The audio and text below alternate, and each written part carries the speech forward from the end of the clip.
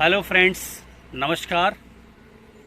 मैं केशव जी इस समय दार्जिलिंग से मिरिक के रास्ते पे आपका स्वागत करते हैं। और दार्जिलिंग से हार्डली हम 3-4 किलोमीटर आगे आए हैं मिरिक के रास्ते पे। और इस जगह पर बहुत ही अच्छे साइट सीन दिख रहे थे, तो हमने गाड़ी रुकवा ली और आपको यहाँ पर ये बड़े बड़े धूप लकड़ी के पेड़ शंकुआकार आपको दिखाई दे रहे होंगे। और बादलों ने यहाँ भी हमारा साथ छोड़ा नहीं। आप ये जज करेंगे, ये सामने देखें तो फॉग बराबर घाटी से निकल रहे हैं। और इन क्लाउडी सीजन के बीच में हम सभी दार्जिलिंग से मिरिक के लिए जा रहे हैं। एक चीज मैं बताना चाहूंगा आपको कि दार्जिलिंग मेघालय के कंपैरिजन में बहुत ही अच्छा लगा मुझे। यहाँ पर साधन की कमी नहीं रही, लेकिन मेघालय में साधन का थोड़ा सा दिक्कत रहा है। वहाँ पर केवल प्राइवेट व्हीकल्स ही आपको उपलब्ध हैं। किसी भी तरह का सरकारी साधन या अन्य प्राइवेट साधन उपलब्ध नहीं है। लेकिन यहाँ पर दार्जिलिंग में आपको सरकारी, प्राइवेट, सेमी प्राइवेट इस तरह के साधन खूब उपलब्ध हैं। तो आइए आपके बीच में अगले स्पॉट पर दोबारा ज्वाइन करते हैं आपको। मैं आपका होस्ट केशव जी, नमस्कार। फलों को जरा गौर से देखिए। इनके पेड़ों के ऊपर प्रकृति ने हरे रंग का लेप लगा दिया है। और जितने भी पेड़ हैं सारे के सारे ऊपर तक हरे रंग का लेपन किया गया है। भगवान ने इतना अच्छा जंगल बनाया है। इस जंगल का जितना भी बखान करें बहुत कम लगता है। और ये जंगल ऊपर देखिए, इतने घने हैं कि सूरज की रोशनी नीचे तक आने नहीं दे रहे हैं। और यहाँ का सीन वाकई में प्रकृति के नज़ारे, ऐसा लगता है कि प्रकृति ने हमारे लिए ही बनाया है। देखिए क्लाउड, ये देखिए जंगलों को ऊपर तक हमें देखने से वंचित कर रहा है। हमारे कैमरे इस क्लाउड को छेदने में सक्षम नहीं हो पा रहे हैं। तो बहुत प्यारा सीन वाकई में on the way of Darjeeling to Mirik. Lepcha Jagat village है यहाँ पे। और इस विलेज के साइट सीन आप देख रहे हैं, एकदम सीधा धूप लकड़ी का पेड़ और पेड़ के ऊपर क्रीपर के तौर पे हरियाली देखते बन रहा है। तो आइए आपको थोड़ा सा जंगल के अंदर ले चलते हैं और जंगल का सीन आपको दिखाते हैं।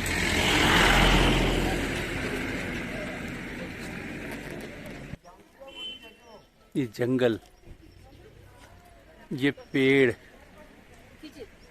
और ये यहाँ इतना डार्क है कि सूरज की रोशनी भी अंदर तक नहीं आ पा रही है। इस तरह से ये सीन देखिए, देखते बन रहा है। बहुत ही प्यारा। और दूर दूर तक सिर्फ हरियाली और ऊंचे ऊंचे पेड़। और इन पेड़ों के सराउंडिंग्स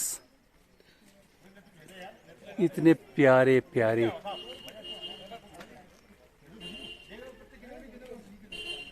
फॉरेस्ट के ये सितारे जड़े हुए देखते बन रहा है। मन करता है बस यहीं बैठे रहो और बस इन वादियों को निहारते रहो। और ये मिरिक जाने के मेन रोड के रास्ते पे है, लेप्चा जगत विलेज से थोड़ा सा आगे। इस जगह का नाम है सीमाना। पहले तो आप इस यहाँ का लोकेशन देखिए, उसके बाद इस जगह की खासियत हम आपको बताएंगे। ये सीमाना का 360 व्यू है और ये देखिए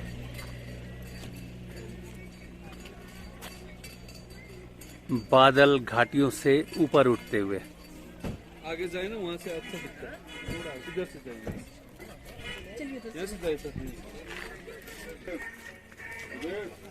यहाँ का टॉमी ये देखिए, बादलों का नेचुरल टाइम लैप्स। हर सेकंड में बादल अपनी जगह बदल रहा है। और ये पूरी घाटी, ऊपर का टॉप चोटी, ये देखिए बादल। और वो गांव, कितना प्यारा सीन है इस गांव का। और बड़े प्यारे लोग होंगे वहाँ पे जो इस घाटी में बसे होंगे।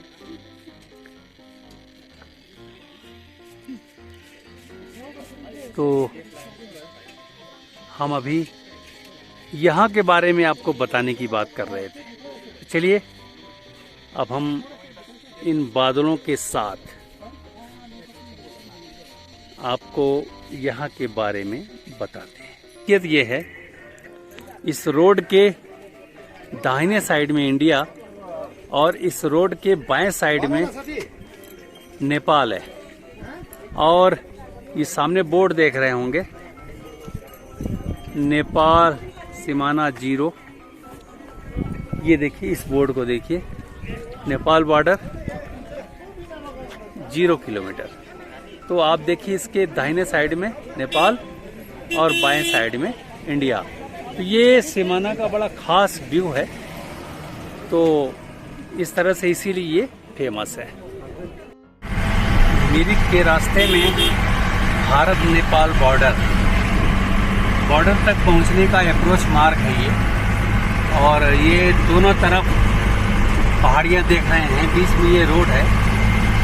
राइट साइड की पहाड़ी नेपाल की है और लेफ्ट साइड की पहाड़ी हमारे इंडिया की है और रोड हमारा इंडिया का है। तो इस तरह से फॉग के बीच में ये देखिए माइलस्टोन आ गया है और यहाँ से 1 किलोमीटर दिखा रहा है पशुपति। पशुपति जो है हमारे इंडिया का पार्ट है और बॉर्डर पार करने के बाद पशुपति नगर आएगा, वो नेपाल होगा। तो चलिए वहाँ चल के आपको ज्वाइन करते हैं। इस समय पशुपति भारत और पशुपति नगर नेपाल। ये नेपाल में हम लोग अब आ गए। इस समय अब हम लोग नेपाल आ गए। यहाँ से नेपाल शुरू हो गया और ये अब हम लोगों का नेपाल हो गया। इसको पशुपति फाटक बोलते हैं और ये सामने कस्टम का है सब कुछ। तो यहाँ देख के और हम लोग वापस इसी रास्ते से फिर इंडिया आ जाएंगे। तो ये रहा पशुपति नगर और वो रहा पशुपति। मित्रों, इस समय मिरिक टी गार्डन, चारों तरफ देखिए, ऊपर टी गार्डन में लोग पत्तियां तोड़ रहे हैं और ये चारों तरफ टी गार्डन ही है। और हम लोग इस टी गार्डन के बीच में हैं। तो इस जगह का नाम है गोपाल धारा। ये गोपाल धारा है और इस गोपाल धारा में हम सभी टी गार्डन का आनंद ले रहे हैं। ये देखिए ऊपर यहाँ पर जो चाय से संबंधित लोग हैं वो चाय की पत्तियों को तोड़ रहे हैं और तोड़ने के बाद ये किसी टी कंपनी का जिसका भी चाय होगा वहाँ जाके सेल करेंगे और इनको इस तरह से इनकम होगा। ये रहा मिरिक टी गार्डन का दृश्य। जगह का नाम गोपाल धारा। चलिए अगले स्पॉट पे हम आपको फिर ज्वाइन करते हैं।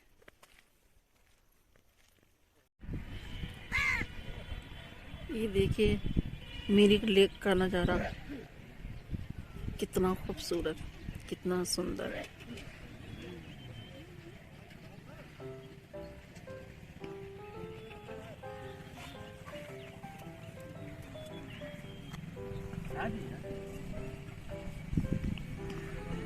ओके ओके, चलिए बढ़िया। ओके चलिए कल पहुँच। मित्रों, इस समय हम सभी मिरिक लेक के गार्डन में बैठे हैं। यहाँ पे देखिए फॉग का नज़ारा और नीचे लेक देखिए। लेक काफ़ी बड़ी है, जैसे उधर उत्तराखंड में नैनीताल है, सेम उसी तरह से मिरिक लेक है। और यहाँ पे सबसे बढ़िया बात ये है कि क्लाउड कब पूरे लेक को, पूरी पहाड़ी को ढक लेंगे,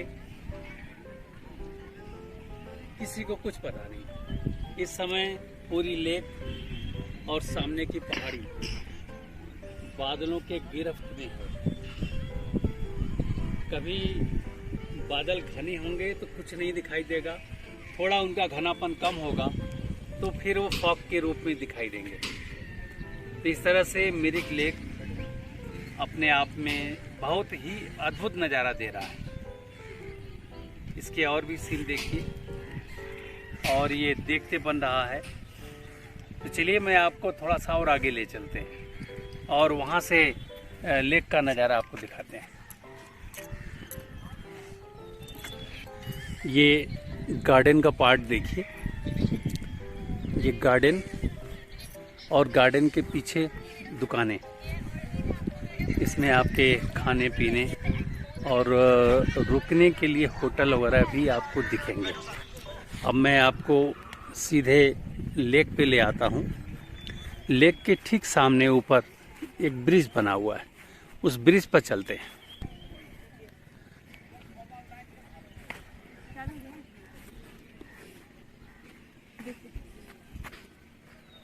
ये देखिए, यहाँ पे मिरिक लेक के पास पूरा लेक की परिक्रमा कराने के लिए घोड़े भी उपलब्ध हैं और बोटिंग का भी सिस्टम है। और इस ब्रिज को हम पार करके उस तरफ भी जा सकते हैं। इस समय हम लोग मिरिक लेक ब्रिज के पास में हैं। मिरिक लेक का ये ब्रिज से दूसरा किनारा काफ़ी लंबे चौड़े एरिया में, और ये सामने बोटिंग क्लब। यहाँ से आपको ये बोट जो चल रहे हैं ये आपको 300 पर आवर के रेट से मिल जाएगा। ये देखिए पानी के साथ बादल, आप फॉग कह सकते हैं इसको। और ब्रिज के दूसरी तरफ आपको ये देखिए, ये ब्रिज के दूसरी तरफ यहाँ भी लोग बोटिंग कर रहे हैं और बोटिंग का आनंद ले रहे हैं। इस तरह से बोटिंग करते हुए, पैदल चलते हुए, प्रकृति के नज़ारे लेते हुए लोग दिखेंगे। और हम भी ब्रिज को पार करते हैं। इस समय इस ब्रिज को हम लोग पार कर चुके हैं। अब ब्रिज से दो रास्ते हैं, हाफ आप इधर के सर्किल से जा सकते हैं और हाफ आप इधर के सर्किल से जा सकते हैं। तो चलिए किसी एक सर्किल को थोड़ी दूर चलते हैं। यहाँ पर ये देखिए,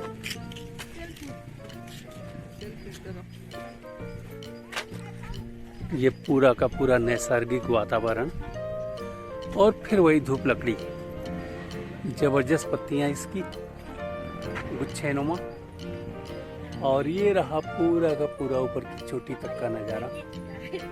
और हम लोग इस तरह से मिरिक लेक की परिक्रमा पे हैं और देखते हैं।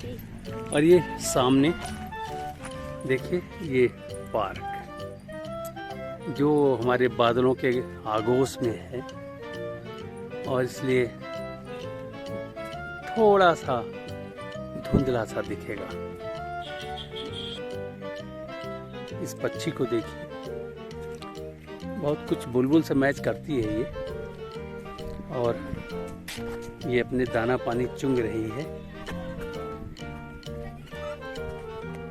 अगर ट्रैक का शौक है तो ये ऊपर चोटी तक ट्रैक के लिए व्यवस्था है। तमाम पाथवे बने हुए हैं। इन पाथवे के जरिए आप ऊपर की तरफ जा सकते हैं। ये ऊपर में क्या है, क्यों भाई साहब? ऊपर में कुछ है? मकान है, मकान। अच्छा, केवल मकान है। ओके।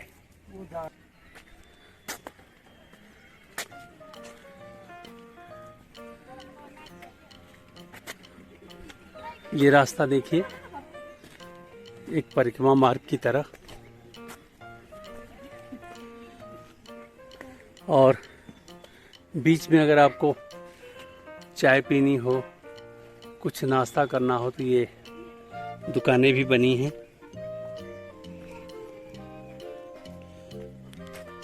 इसी परिक्रमा मार्ग में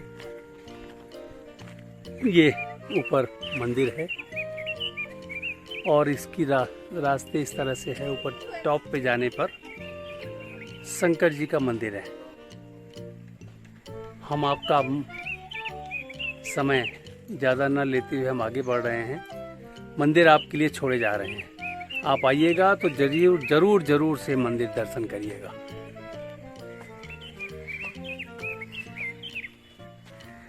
ये देखिए, इस तरफ से देखेंगे तो उल्टा दिखेगा, और इधर से देखेंगे तो सीधा दिखेगा। ये रहा लेक, और ये देखिए आई लव मिरिक।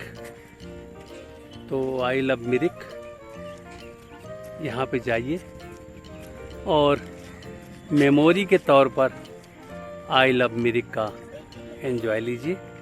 और मिरिक लेक की यात्रा हम यहीं पर समाप्त कर रहे हैं।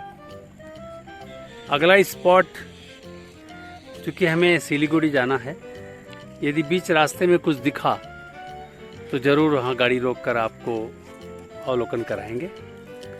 अन्यथा हमारा मार्ग सिलीगुड़ी से एनजेपी तक का है, और एनजेपी से शाम को हमारी ट्रेन है। तो हम यात्रा अपनी इसी मिरिक लेक पर ही समाप्त करेंगे। धन्यवाद। इस समय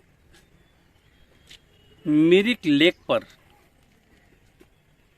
पूरे 10 दिन के यात्रा वृत्तांत एक एक करके मैं आपको बताता जाता हूं। और इसमें आप ये देखिए कि हमने यात्रा की शुरुआत प्रयागराज से संपर्क क्रांति गुवाहाटी एक्सप्रेस से किया था, और हम 12 जुलाई को गुवाहाटी पहुंच गए थे। और वहां से हम शिलांग गए, और शिलांग से हमने एक कैब लिया, और वो कैब का कास्ट 3250 पर डे था। और उससे हम चेरापूंजी गए।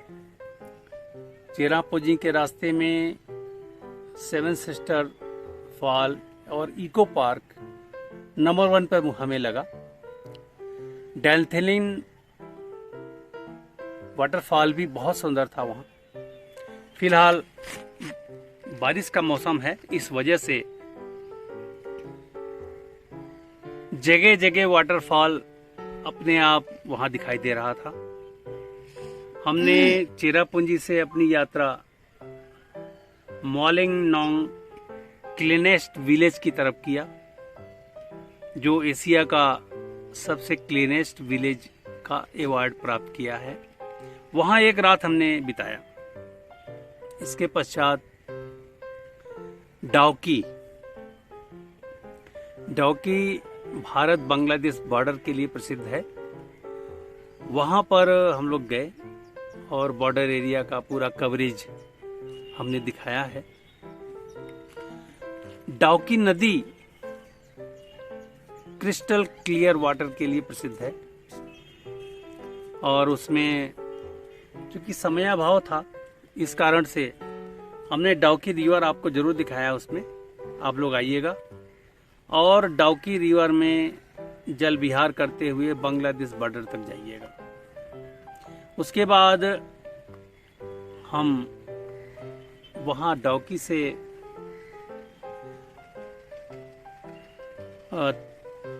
3 जलप्रपात और रास्ते में है, हेफे फॉल, सुकैम फॉल और तिरछा फॉल। ये तीनों देखते हुए रात्रि विश्राम CTC रिसोर्ट में मैंने किया और फिर वहां से